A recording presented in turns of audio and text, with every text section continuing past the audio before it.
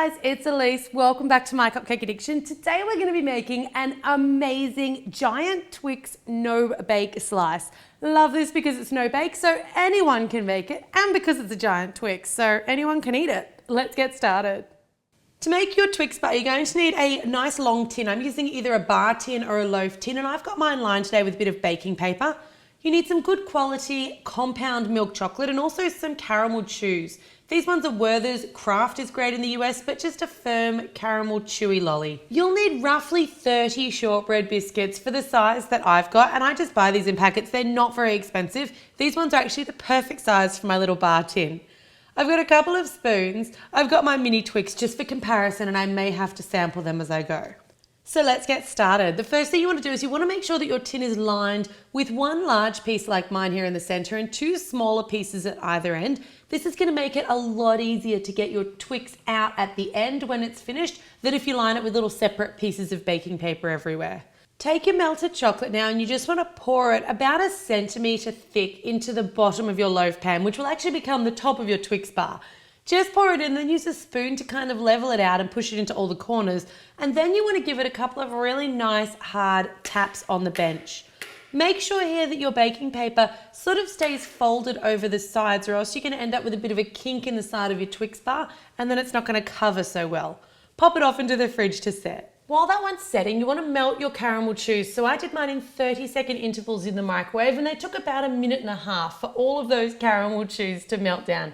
You can see how lovely and thick and firm this caramel is. Spoon your caramel on top of that chocolate, and that chocolate should be fridge set, and then use the back of the spoon just to work it out to all of the corners, but you don't really want it going right up against the outside edges of the baking paper if you can avoid it. Get it as neat as you possibly can and as level, and then take your shortbread biscuits, and we're going to do 2 layers of shortbread biscuit. Now if your tin is slightly taller, you might want to adjust your measurements here.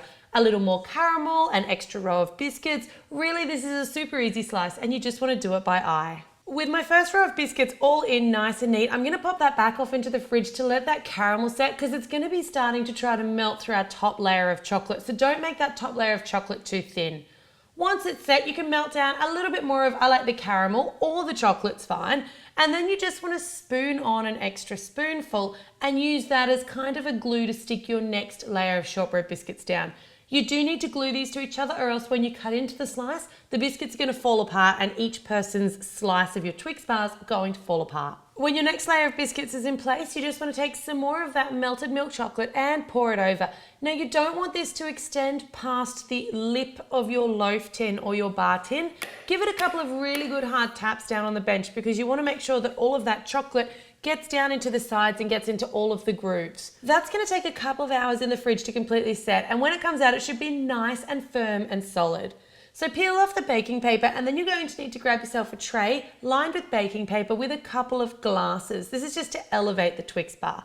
Pop the Twix bar up on top, and then you want to take some more of that melted milk compound chocolate.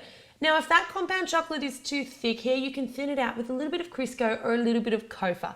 Just pour it all the way over the top as evenly as you can, and working quite quickly before it starts to set. Just use a spatula or even the back of a knife just to smooth up the sides.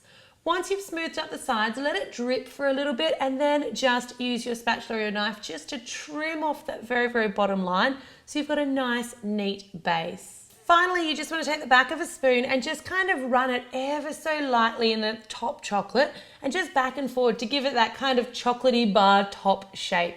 Be careful here, as that might push a little bit of extra chocolate over the edges. So have your spatula or your knife at the ready, and make sure you do this while all the chocolate's still wet so you can neaten up any overspills before they set. So there you've got your awesome 3-ingredient, no-bake giant Twix bar slice. You can make one of these, or you could make many and join them together to make a mammoth Twix bar.